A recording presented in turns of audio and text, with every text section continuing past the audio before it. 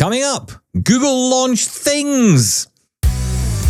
You're listening to Double Time, your daily accessible technology show. Now, here's your hosts, Stephen Scott and Shaun Preece. Hey, Shaun Preece, how you doing today? I'm good, thank you, Stephen Scott. Now, normally I'd pick you up on that sort of intro, launched Things, but to be honest with you, that's kind of how I feel. I'm sort of lost here. I need you to clarify things, Stephen Scott. Wow, you want me to help you? Well, This this is going nowhere fast, let me tell you. Yes, Google have launched new Pixel devices. We're very excited about it. We're going to bring our panel in right away on this. We actually are recording this episode immediately after the event. What is this, Wednesday? Is this Wednesday? Yes, it is. Tuesday? Yes, I have no idea where I am right now. But let's bring in our guests who know way more than me on these topics. Let's bring in Carrie Morales from Carrie on Accessibility. How you doing, Carrie? Hello, everybody. Isn't it Friday?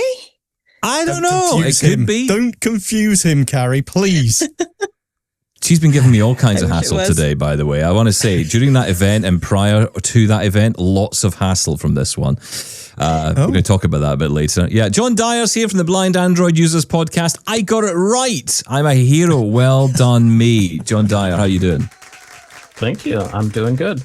Look, let's dive in. I've got to say, I feel that Google have listened to me. I am a hero because, as you guys know, I have sat here many, many times after a Google event and said, how boring was that? That was the most boring event I have ever listened to / pretended to watch. And they listened. They listened. They went all out. They said, you know what? Stephen's right. We've got to do this properly. So guess what we're going to do? We're going to pay the big bucks. I wasn't available, sadly, but they got in Jimmy Fallon, who I believe is a television presenter. And he was the host of the event and livened the whole thing up. No end, Shaun Preece. Am I right or am I absolutely right? Well, we will find out. I think this is a matter of opinion. I did not like that style. It was trying to be like a late night chat show, wasn't it? That was how it was presented. Or was that just because it was the presenter? But I wasn't a fan of this sort of style, I'll be honest with you. But I know, I may be on my own here. Mm-hmm. Okay, well, look, we'll go around the panel. We'll go around the table on this one. Carrie, your thoughts on the new look style of Google event, possibly just because it was the number 10, the Pixel 10 phone that was released. I'm notorious for not knowing who cultural people are, so I feel like I didn't know who anyone was, and I'm like, what's the big deal of these people? I recognize the Jonas Brothers, but that's about it. I'm just like, okay, but what? The thing that really stood out to me was the lack of detail of like tech specs, pricing. Like they didn't get into any of that. No, it was really cool though. I loved seeing the actual demos and kind of in real life. I don't think it was real time, but in real life. Yeah, they certainly were. They certainly were not in real life. I'll tell you that. They may have recorded in real life, but they were not live. John Dyer, your thoughts on the new look Google event? I liked it. I think I'm getting a little bit of announcement fatigue. It's just these events have been boring. So I did enjoy it. I enjoyed it. So, 2 thumbs up from me. No. Well, there you go. It seems like you were right, Stephen Scott. It's funny, though. I agree with Carrie. It's like, I want the specs. I want to know, the RAM, and I want to know, but they did kind of touch on bits of that, the bits that people will sort of understand in that format. But if they do go into a list of tech specs, then they've got, this is so boring. Who cares about that, thrown at them all the time? It's a real difficult line to... Yeah, it is exactly. boring. The thing is that these days, tech specs are almost all already leaked. So it's nothing exciting. And I think that's part of why I feel like these events have gotten so boring is because I'm not learning anything actually during the event, right? So it definitely kept my attention more than I expected it to. But Yeah, you're right. They could have, especially with the pricing, at least tell us the pricing, right? Even if you don't give us every spec. I think at the very last moment they were throwing up slides with, information about, when it would be available, because they normally give you that information as well. It kind of felt a little bit like, it's the cool guy turned up at the nerd frat party. It was like, a bunch of people sitting around with their smartphones, talking about, megapixels and mega RAM and all the rest of it. And, in walks the cool guy saying, hey, let's liven this up. And that's kind of what happened with Jimmy Fallon. And it was very weird because, within the first 5 minutes, he was making mistakes. He was showing selfies he wasn't meant to be doing. He was mentioning Apple by name. I thought this is going to go the way of that, was it Chris Rock and Will Smith argument at the Oscars? It's just any given minute, this is just all going to go horribly wrong. I got to give them props for trying something new. It does stand out as that's the first thing you noticed. Oh, this is different. You're right. It does grab your attention. I just find it all a little bit staged, and the whole point of those sort of Jimmy Fallon and the live chat shows was just the chemistry and between the guests. I just didn't get that from this. God, this is like a movie review now. Where's the audio description? Yeah. Well, yeah, good point. Maybe actually. I would have known the price if they had it. But Google doesn't. Google. At the last event, they released like a few days later an audio description version of the event. It's like, why do I want that now? Like, Yeah. just add that as an audio channel that I can switch to, like everybody else does. Well, they had live ASL, I believe. So that was interesting. So they had options, but not audio description, which certainly wasn't listed anywhere when I was looking through. So yeah, that's a little bit disappointing. And it's not like live audio description isn't a thing, so they could absolutely have done that. That's becoming or more AI. of a thing. Well, that's right. Yeah, get Gemini on the case. It was actually, it was quite a difficult event in terms of review of the gadgets and the gizmos, right, which people are coming to us for, because it really wasn't that kind of event. It felt to me like an event that was aimed at people who were kind of interested in the whole smartphone world, kind of knew a little bit about it, but were also maybe thinking of moving from iPhone. That's the feel that I was getting. There was talk about, the easy step switch now if you want to move from Apple to Android, that was easier to do. Obviously these phones have got, all these great features in them. They're really explaining it to an audience who frankly didn't need it to be explained. Worry, you won't be a green bubble anymore. Yeah, so that's exactly that's what right. They were going. They were aiming at the people who were promised AI and didn't get it. Look, we have AI. Come and get it. Oh, they came right out and said it. Broken promises, didn't they? And it was like, ooh, shots fired. And they didn't stop the walled garden. I want my freedom. I don't want to be walled in. It was, they didn't hold back at all. We can talk about the devices, although I don't know how much we can say about them. But we did see, of course, the new Pixel 10 and the new Pixel 10 Fold. They were both announced. And obviously the Pixel 10, I believe, comes in XL size as well. So, I guess Pixel regular, Pixel bigger.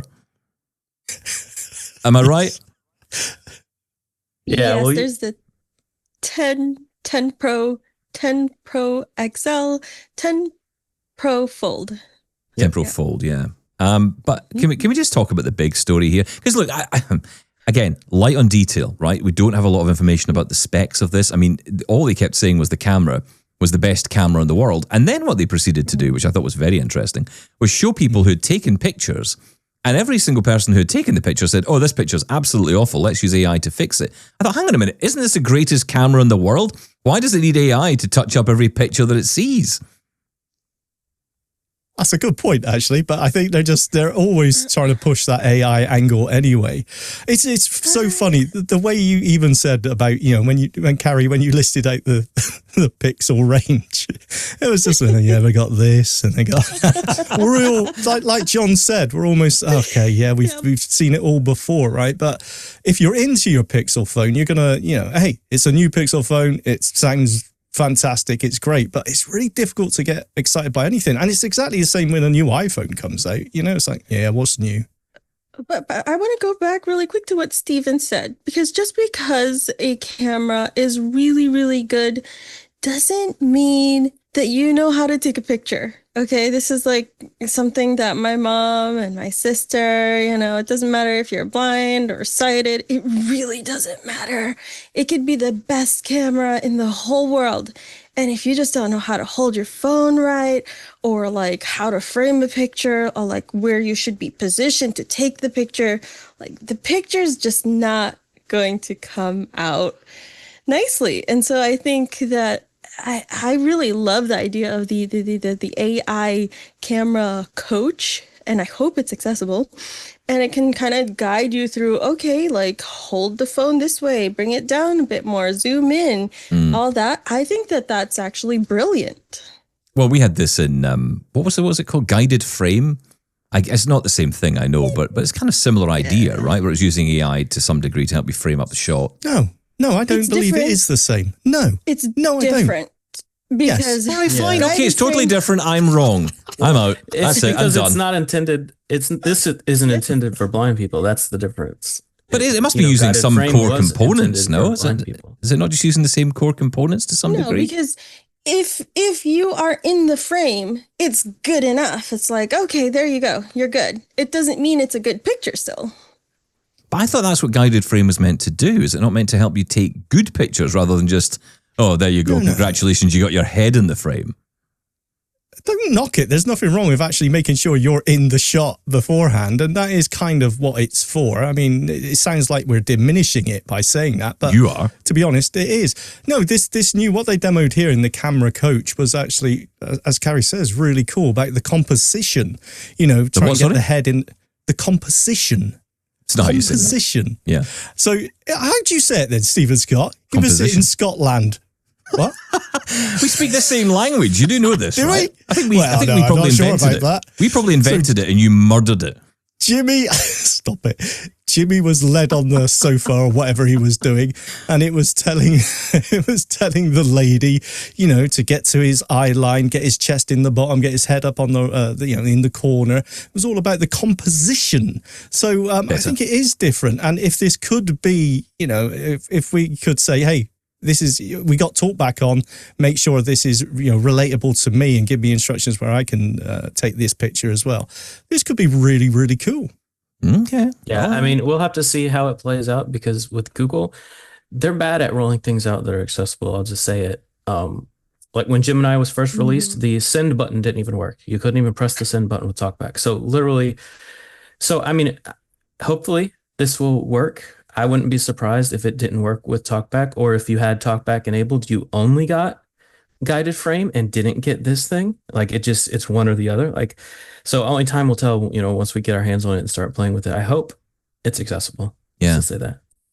Carrie, I'm interested in your thoughts on the Fold, right? Because I would say out of all of us here, perhaps you've got maybe the most amount of useful vision to get the value out of that, possibly? Yes, I do have some issues with the foldables in general, but I think it's really cool that the Pixel 10, the new Fold, it's going to have IPX68. So basically, you can take it to the beach. Yeah, probably. Hang on. Whoa. Hang on. Who's taking a phone like that costs all that money to a beach? Why not? If it's your daily driver, why would you not take it to the beach with you? What are you going to do? Put it in a box? I would be so scared I'm going to close sand inside that thing. Yeah, I would not. I would do it everywhere. I would absolutely do it. The IPX60 or the IP68 rating just means it won't get dust inside of it. It doesn't mean when you put something in it and close it on it, it won't be damaged by it. So yeah, I would not take it to the beach. Yeah, I did learn today, thanks to the Google event, that the numbers mean things. I didn't realize this. I obviously knew they meant something. It was just random. I didn't think they just threw up these numbers all of a sudden out of nowhere. But I just thought the higher the number, the more water resistant it was. But apparently that's not the case.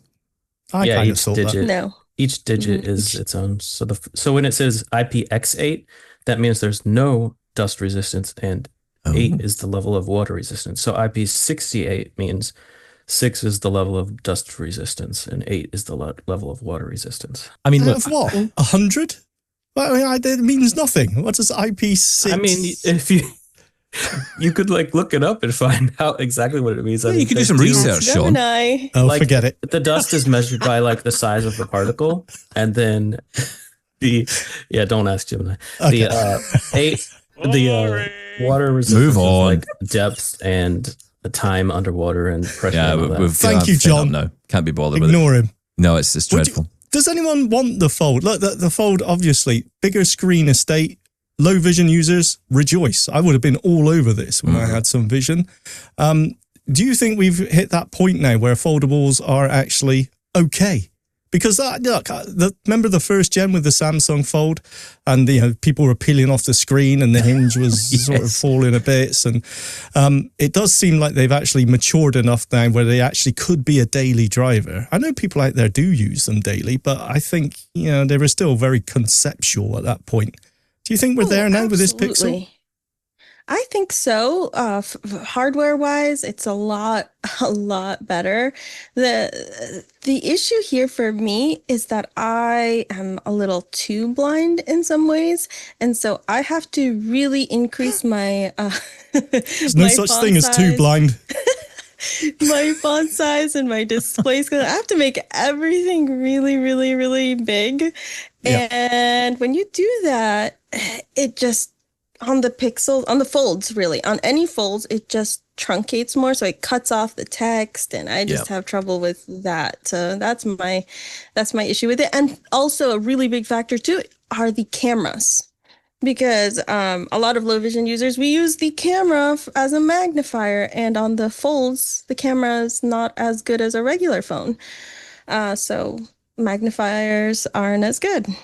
That's interesting. I didn't know that. No, I didn't either. Is the camera so degraded that it makes a difference to magnification? When you zoom in, yes. Really? Okay. Yes. Mm-hmm. Well, So I you'd didn't probably, know that. you would go down the route of maybe the XL, say Pixel or Pro, I guess. I've already bought my Pixel 10 Pro XL, or pre-ordered it. Have you? Yes. What, in the last, What, just the last then? 10 minutes? Yep. Wow. Wow. That's right.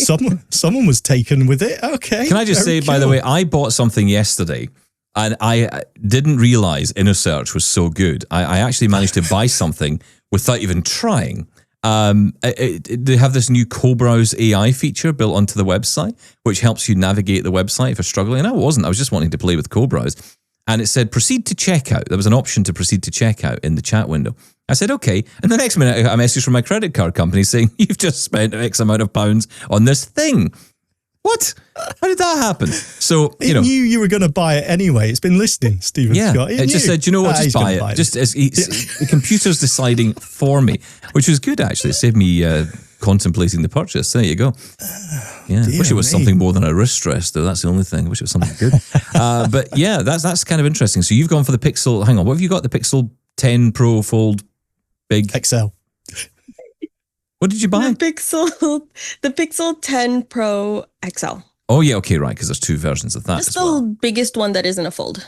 Yeah, okay. And that makes sense, right? Because you're going to get the best cameras. You're going to be absolutely sure of that. Hang on a minute. Hold the phone. Yes. What are you currently using, Carrie? What are you rocking, Carrie? Oh, yeah, sorry. I forgot the youth. Right now?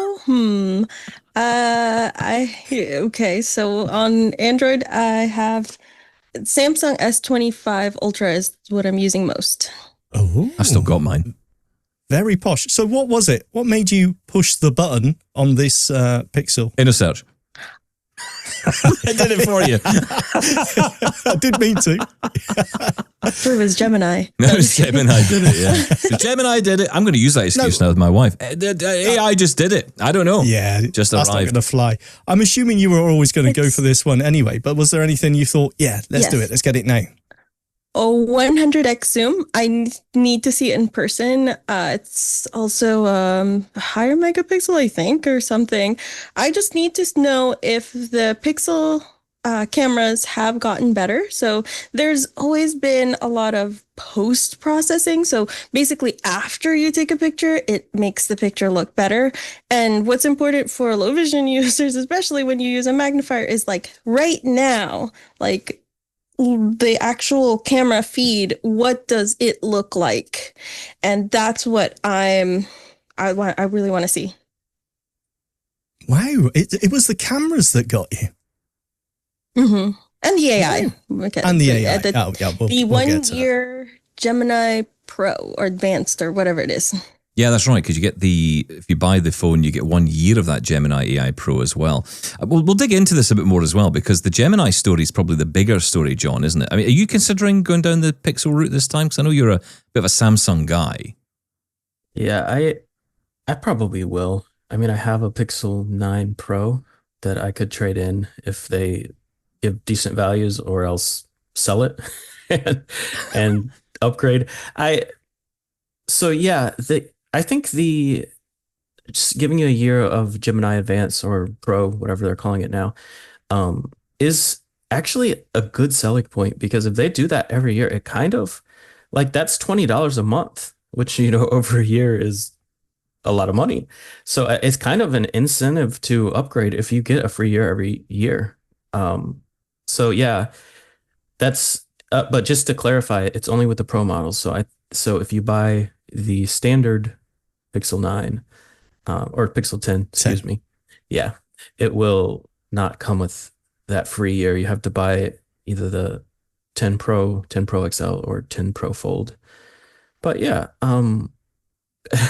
so I think you guys buried the lead. What I'm most excited about, and you might think this is funny, but the Pixel Snap, which is what they're calling their version of MagSafe. Yes.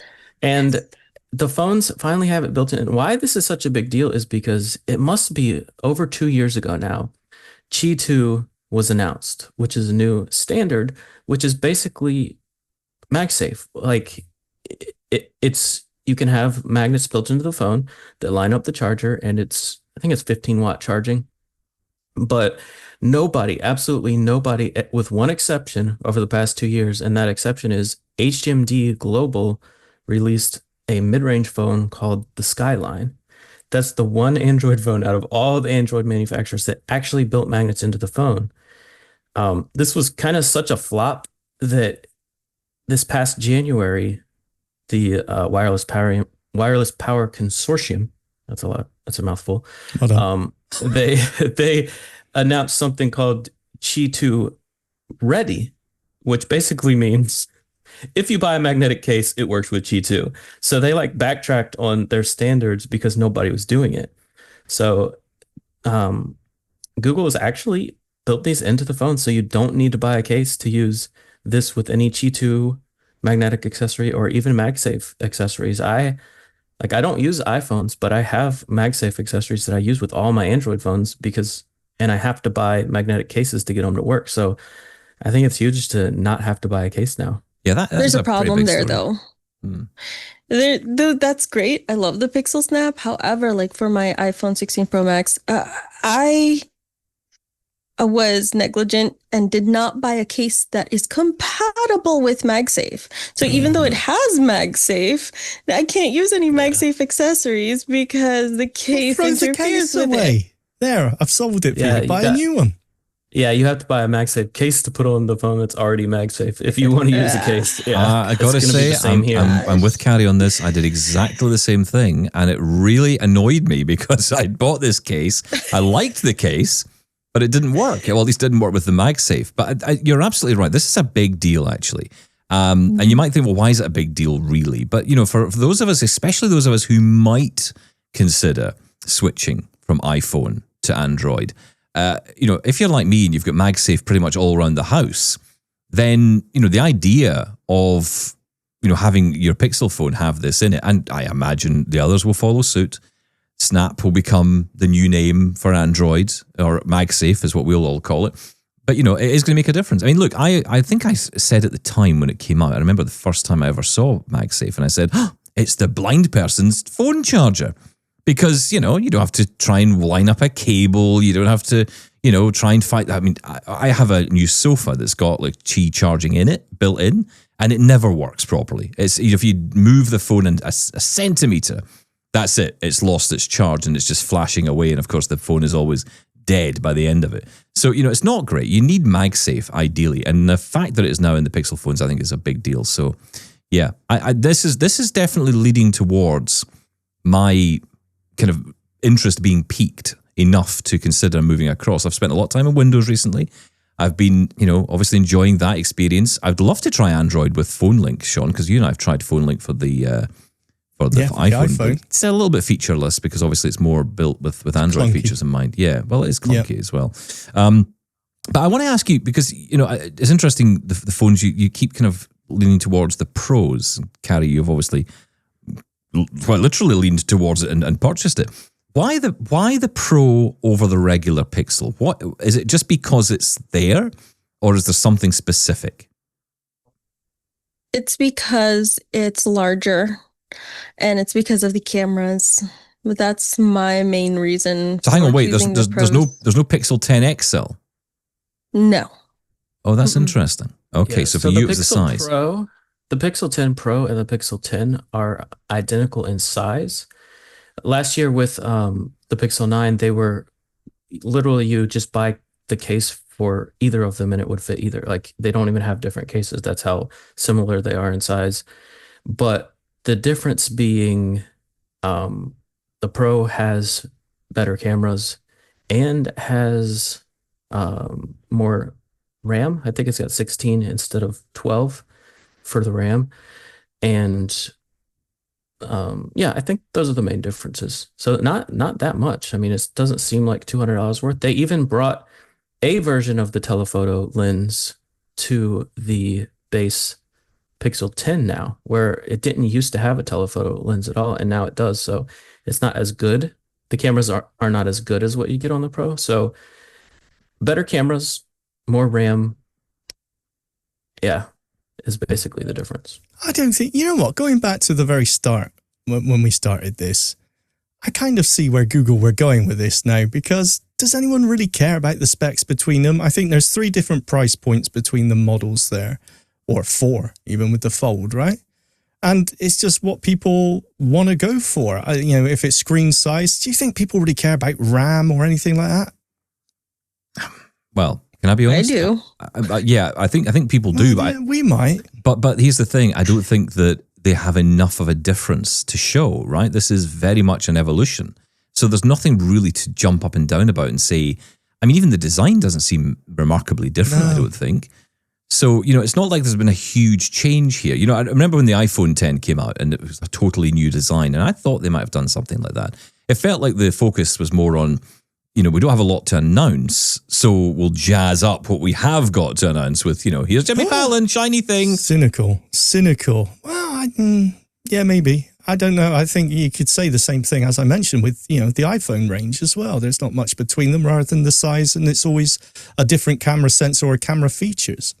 Right, look, we'll take a quick break. We're going to come back in a moment, and we're going to talk about some of the Gemini story, because I think that's important. I won't say news because there's not much of that, but what I will say is there's plenty to talk about in terms of the Gemini itself, but also a product which I thought would appear and didn't, and also the world's least accessible watch. Does it get any better? Stick around. This is Double Tap. We'll be right back. Double Tap thanks Numa Solutions for supporting this podcast and for their continued commitment to digital accessibility. Numa Solutions is behind some of the most powerful accessibility tools out there, all designed by blind developers who understand the real-world challenge of inaccessible tech. Whether it's Remote Incident Manager or RIM, which lets you give or receive fully accessible remote tech support across PC and Mac, or Scribe, which turns inaccessible meeting documents into screen reader-friendly files instantly, Numa is solving real problems with smart, usable tools. They're not just building products, they're building independence. And now, to celebrate our new partnership, Numa is offering something special to the Double Tap community. 10 free community support subscriptions for Remote Incident Manager and 10 subscriptions to Scribe for Documents. It's your chance to experience accessible tech support and real-time document remediation. Subscribe to our newsletter at doubletaponair.com/subscribe to enter for a chance to win. Hey Sean, we've got a newsletter. Letter with news from Double Tap. Yes, a letter of news, which I think you need to read, my friend, to keep up to Yes. date with what is going on. I know, I do need to find out what's going on, and this is a great way to do it. Well, it is, because in the newsletter, you're going to get access to all of our stories, all of our coverage of all the big tech news stories, but also all of the conversations, the interviews we've been having, and even looking back at some great archival content as well, because we've been doing this for a little while. A long time, yes, and even some exclusive content just for the newsletter subscribers. That's right, and if you're a keen listener to Double Tap on podcast and YouTube, you might even find some exclusive codes in there as well for your shopping delights. It's not just going to be Stephen that's buying things around here, you know. Check out our newsletter. You can subscribe to it right now by going to doubletaponair.com/subscribe. That's doubletaponair.com/subscribe. Get in touch with Double Tap. Email feedback at doubletaponair.com. Leave us a voicemail at 1-877-803-4567. And now you can send an audio or video message to us on WhatsApp. That number is 1-613-481-0144. Yeah, we're talking today all about the wonderful Google event that was, joined by Carrie Morales and John Dyer, with myself and Shaun Preece today. And let's dive into the Pixel Watch, shall we? Because, I like to have a laugh with the Pixel Watch from time to time. Yes, the new Pixel Watch 4 was announced. Will this be the Pixel Watch to be excited about? Carrie Morales, the floor is yours. Only one way to find out if TalkBack is any better. Wow, what a glowing that's, thrill of optimism there. Feeling it, yeah. Really feeling optimism. I did also pre-order the Pixel Watch 4, so I want to see for myself. And I don't know if I'll keep it, because if TalkBack's not any better, well, what's the point? One thing that really did stand out to me is the fact that you can raise the watch to speak to Gemini. So that's the one thing I'm like, oh, that's really cool. I want to try that feature as well. Yeah, that's the first thing you'll turn off. Raise to speak to Siri is absolutely a nightmare. It is. Drives me every time. Really? Most of that raise to stuff I actually turned off, because it was the same with even with the time, right? It would just, every time you moved, it would tell you the time and be reading your watch face. Every time I take a drink from my cup of coffee. You go away. I don't want you.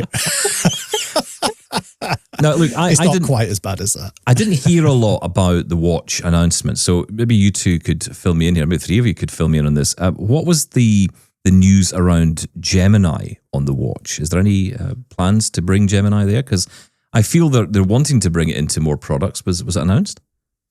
So Gemini has already come to the watch. Any watch wearing or running WearOS, what are we on now? 6? The new version of WearOS does get Gemini. The Google Assistant app just updates and installs Gemini. So during the Galaxy event last month, Samsung was the first to announce that their Watch 8 series is the first watch to ship with Gemini already.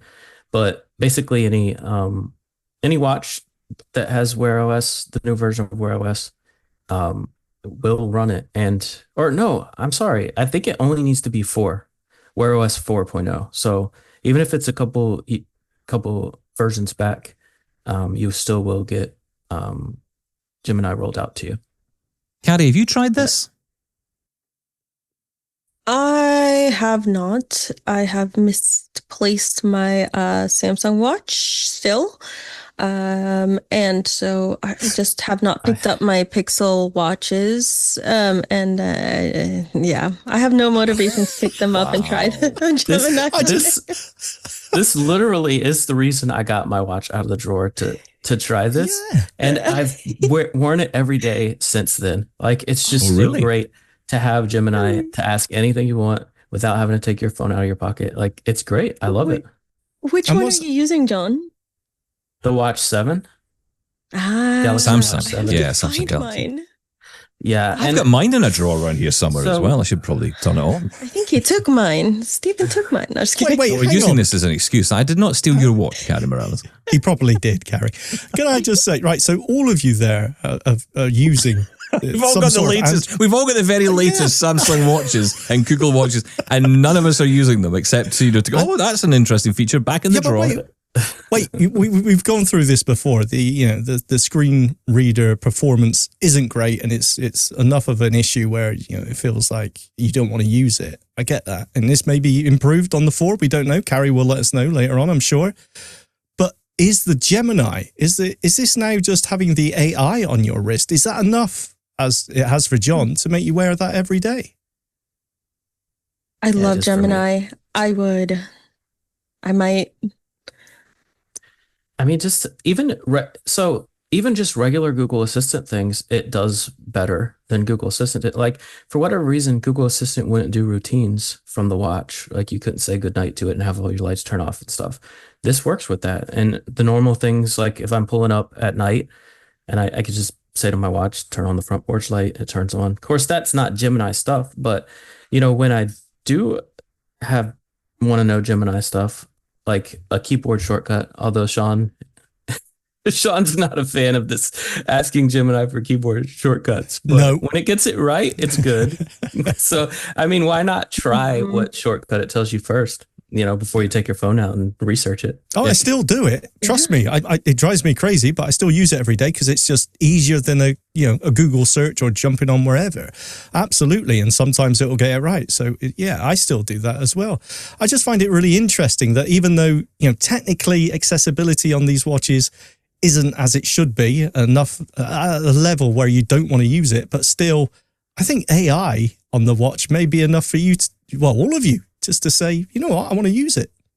I mean, if I don't even have to really use the watch and go through the interface, if I can just use Gemini to do the action, then, that's kind of okay with me. My watch is literally, remember when you used to have just a Fitbit with no screen to track your activity? Yeah. That's what my watch is now, but it has Gemini built into it. Like, I can use the interface if I want to and navigate through it with TalkBack. Like, it is usable and it is accessible. I'll say it's mostly accessible. Have also, you, sorry, John, I don't want to use technical terms on the show because now we're in this new era where, celebrities are hosting nerd events. This is clearly we're moving on. But I want to ask, have you jimmied your watch so that it has, say eloquence on it or a better voice or something that makes it? No, have you not done that? Not suggesting you should, just saying some people have. Jimmied an actual term, is it? Yeah, I'm not talking about Jimmy Fallon. I'm talking about, screwdriver getting into the, Yeah. You mean rooted?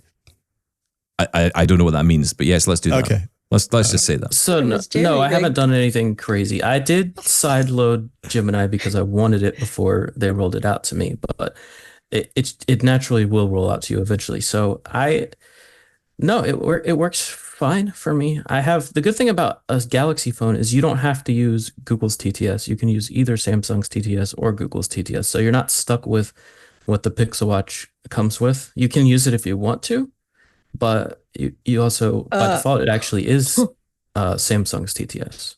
Who would want to? Oh, wow. Okay. Sorry. Okay. Wow. It seems like that's the end of our review units. I got to give it to Google with their push for Gemini.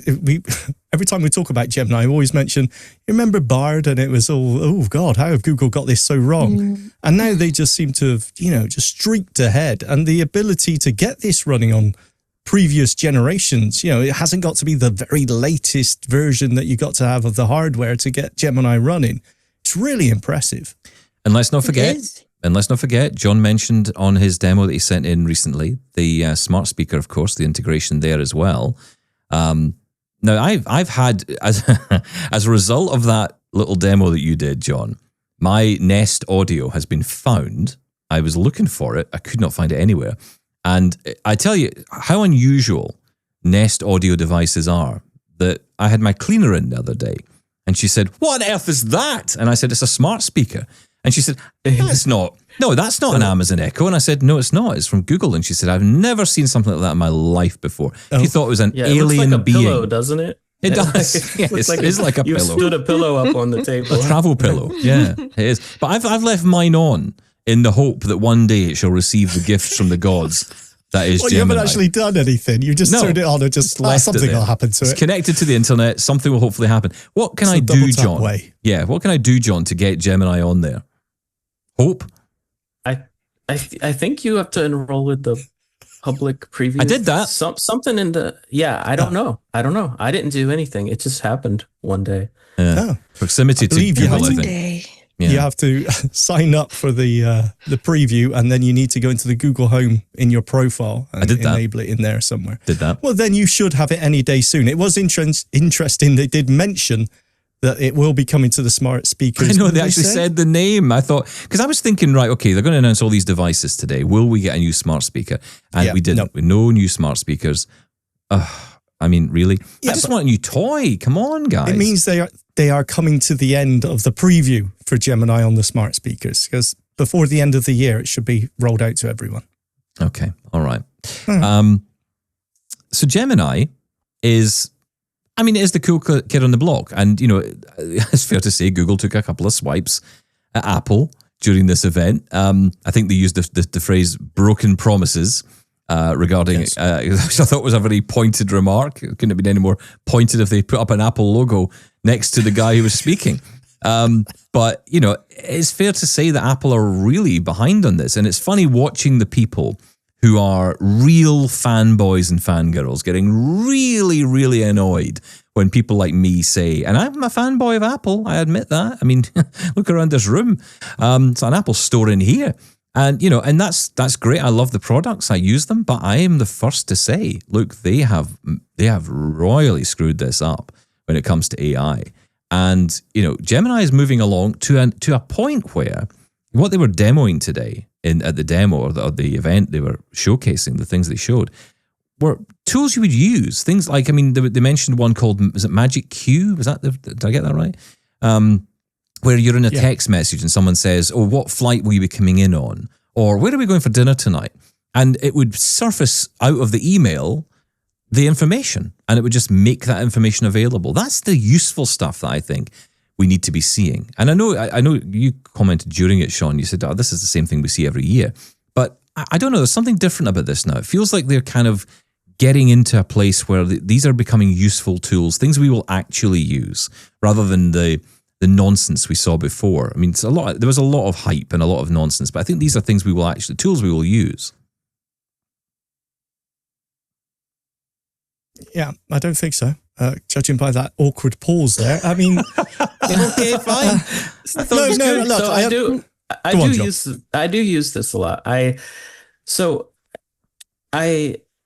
asked for things like my the vent what's it called, the lint trap on my dryer cracked and I needed a new one, and I said this is one of the things I did on my watch. I just said to my watch, check my inbox and let me know what the dryer model was that I purchased around 5 years ago. And it said, I found the email with your purchase from Home Depot, and the dryer number is it's an LG dryer, and the model number is, and it gave it to me. So it has this access to your stuff, right? If you want it to. It's just, this takes it a step further where you don't even have to ask the thing. It just knows by the conversation you're having on your screen. And of course, they mentioned it's all done on device, so none of this goes to the cloud.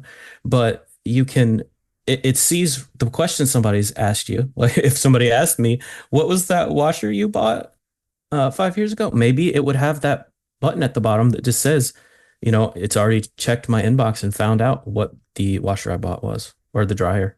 Yeah, it's so true. Yeah, it's watching the conversation to pick the questions up without them even being asked by you. So yeah, no, you're absolutely right. Actually, that was really cool. Didn't I just say that? And you just said no. No, I said that was an awkward pause while everyone was thinking, what's he talking about? Look, I thought you were directing it at Shaun, so that's why. Yeah, I thought it was Shaun, so I was Don't waiting blame for me. Shaun. The big deal that John brought up there as well is the privacy aspect. This is done on device, and I know I recently had a huge rant about AI is awful. No. because You had a rant like a 6-year-old child. Quite All frankly. right, I had a tantrum. All right, You did. I would admit I had a tantrum. You know, But this whining is- and moaning. You don't like my eyes. Oh, Let that'd it be so go. terrible. Is Let the it path go. clear? It I was- walked into a car. I don't forgive that.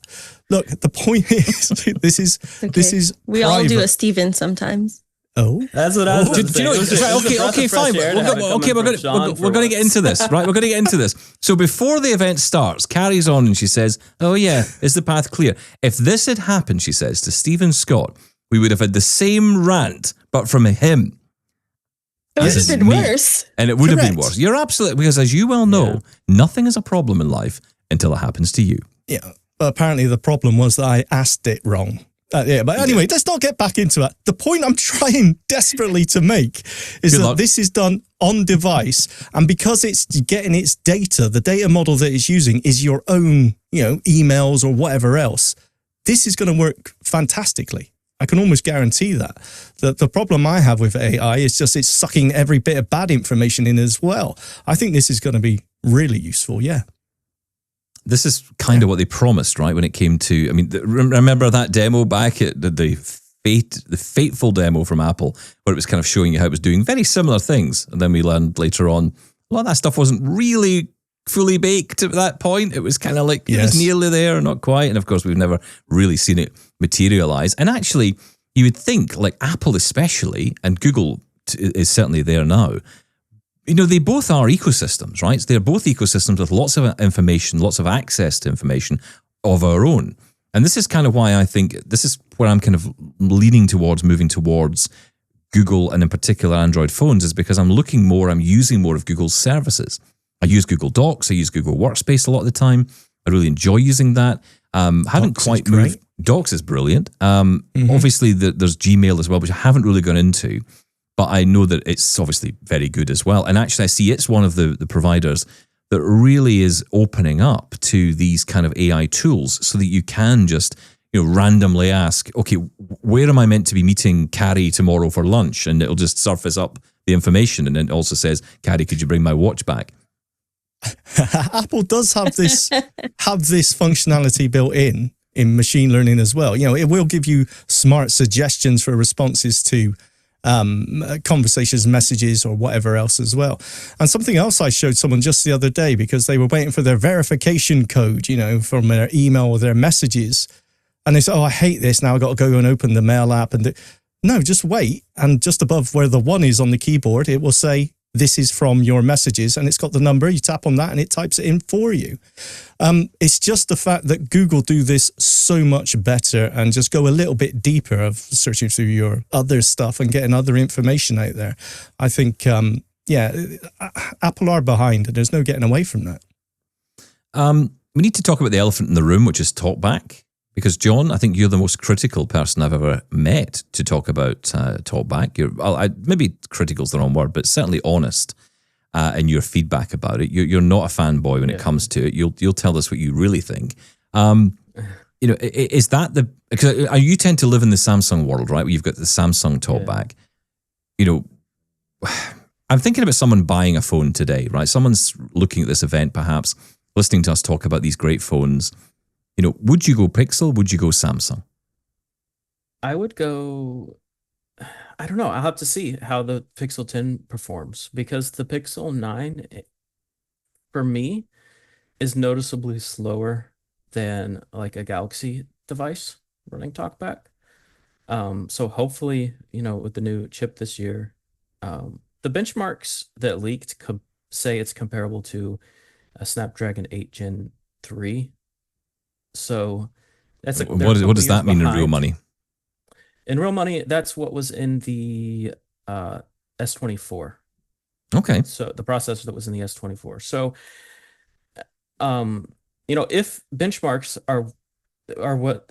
are something to go by, then maybe it's finally caught up. Because I didn't think an S24 was slow using TalkBack. I do think the Pixel 9 is slow. And I'll have to see what Carrie thinks because she has both as well. She has the S25 Ultra and I think a Pixel 9. Do you know what's strange? I factory reset both my Pixel 9 Pro XL and my Pixel 8 Pro. And for some reason, I feel like the Pixel 8 Pro was actually more responsive. I don't know, John, maybe if you felt the same way. But Samsung versus the Pixel, I think the Samsung is more responsive, but at the same time, it's just a give and take because the Pixel has all the newer features and it's much easier to use those new features. Yeah, I think for someone transitioning from an iPhone, Pixel is probably the way to go because Mhm. it's more of it's not so customizable, and it can be, Samsung phones can be very confusing. Like there's a lot you could do with them, but it's not as straightforward, I should say, as like the Pixel interface. Oh, and one thing I do like better about the Pixels, especially the Pro models, is the speaker. I think they have better speakers. Well, that's interesting, yeah. And that's a big deal for us as well, right? The audio coming out of these devices. They are really good. Speaking of which, by the way, John, if you can come a little bit closer to your microphone because you're drifting away from me here. But Yes. I just John. come back to us. But I'm really intrigued to try this out. And I think the reason I'm kind of leaning towards, although I do love the Samsung and I love the responsiveness of the Samsung, and I've been saying for a long time, Carrie, you as well, we've noticed the speed. When you're using TalkBack, it feels snappy. I like it, but I also like getting updates quickly. And when new features drop, and when you watch a Google I/O and you hear about the new, Android version that's coming out, I think I want all that stuff, and then I have to wait because Samsung, bring out their own version down the line, and that's why I'm kind of leaning towards the Pixels. So, I'm really intrigued in your review of this, Carrie. I think it's going to be really interesting to hear. I mean, definitely the watch, because I feel fourth generation we should be getting something that is way more accessible, at least in terms of the power within the watch. But, I guess, and we've had this discussion before, what is the issue? Is it the hardware in the watch, or is it the software that's on the device? Yeah, and does anybody know, did they say, well, they obviously didn't say in the event, but does anybody know if the processor and RAM are any different in the Pixel Watch 4 than they were in the Pixel Watch? I think Jimmy Fallon was too busy doing the top 10 list at that point. I don't think anyone was paying attention. Because I know Samsung, like with the Watch 8, there was nothing different about it. Like it had the same processor, it had the same RAM. So I was like not even interested in the upgrade because I knew the performance would be the same. So But that's been the argument we've been having for a while, right? When it comes to the watch, what is going on here? Is it the software or is it the hardware? Does anyone know the answer to this? I think it's TalkBack. I've said this. TalkBack is just too slow. Like it's just too slow, and they have a hard time optimizing it for whatever reason on lower end hardware. And watches are technically kind of lower end hardware, meaning like the processor in them is not as powerful as what you'd get in a phone. So I think that's why it is so slow on watches. Unless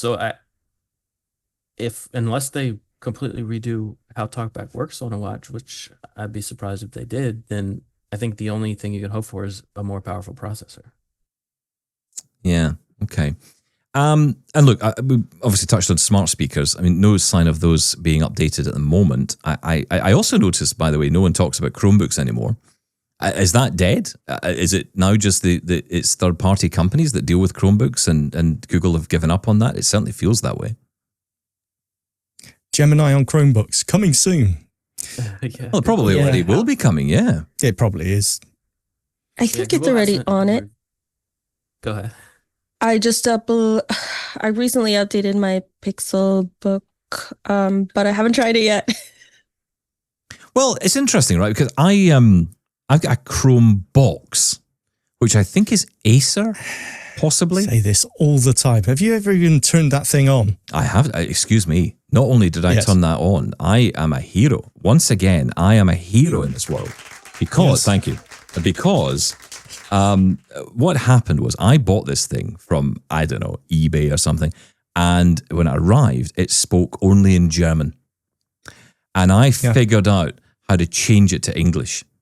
Well done. Thank you. I must admit, you are a hero. I changed the language to English. I learned basic German at school. So I got it changed over. I managed to understand what it was saying. What I was basically doing, in case you were wondering, what skill did Stephen use? But not knowing the German language, love the German people, but no idea what they're saying. What was he doing? What was he, thinking? You Yes, probably please stop do. right there. What was he thinking when he was trying to make this change? And the truth is, I was in a situation where I was listening for the same thing over and over again. So whatever the German for button was, I was listening for that. And so, that's what I did. And I listened and I got it sorted. I changed it to English. And then I updated it and I turned it off and never turned it on again. I never wanted the boring sound effect button more in my life than right now. That's why I'm in charge of it. It brings us to a good point that I think is one of the standouts is the real-time translation during phone calls that was demoed by Gemini. I thought that was really cool because not only was it just, a TTS translation, it was also done in the voice of whoever was speaking it. How cool was that? That was so cool. I don't know how much I'd use it. Sound really good. But yes, it's really, really cool. I mean, the only thing that slightly worries me is that I've heard this promise before about real-time translation in the, was it the Galaxy AirPods before? Yeah, and from Google. And it never really came to be. But I mean, real-time translation just seems so close now. I think it'd be a huge thing if they've managed to do it here. It will be huge. And I will say this. Absolutely huge. Pixel Buds were also updated as well. Let's not forget the little Pixel Buds. I think there's a cheaper version. I couldn't really understand what was going on. There was talk of a cheaper version. Yeah. Yeah, the 2A is the cheaper Go ahead, John. version. Yeah, that's all I know about it. So they have the Pixel Buds. You can A. agree with you. Yeah. Pixel Buds A are years old now, probably 3 or 4 at least. So now these are the Pixel Buds 2A, which are the second generation 2A. of the cheaper Okay. version. Yeah. Right. What I thought was really cool is it reminds me of some other company, but you can nod your head to answer a call or shake your head to reject the call. And they were doing that quite furiously in the video, which was really funny. Yeah, I do that with my AirPods. Just saying. But yeah, and adaptive, adaptive audio, they've got that now in there as well. And that's coming to the Pixel Buds 2, I think, right? Like the existing 2 version? Pro. 2 Pro. Goodness, I can't keep up with this. Right, okay. Well, look, I mean, it was an interesting event. It was different. I'll give it that. Anyone who goes and listens to it will certainly feel, I mean, when you joined the call, Shaun, I think Jimmy was in his monologue at that point. And you were a little bit confused, to say the least, right? It just felt like I didn't know what we were joined the watching. Tonight Show. Yeah. Yeah. I mean, look, they took a chance and did it differently. Who knows? It may be a great success. For me, it felt just all a little bit. I'm with Carrie. I didn't know any of the celebrities whatsoever. It just felt like an American chat show. And this is a global audience they're talking to. So it didn't hit for me. Well, look, but hey, they tried it's something done. new. We will see what happens. Carrie can't wait for the reviews. Carrie Morales, thank you for coming on. John Dyer, thank you for coming on. It's been a wonderful episode today. Thank you for your time. We will catch you for another Double Tap tomorrow. Thank you, guys. Bye-bye. Bye-bye. Bye-bye.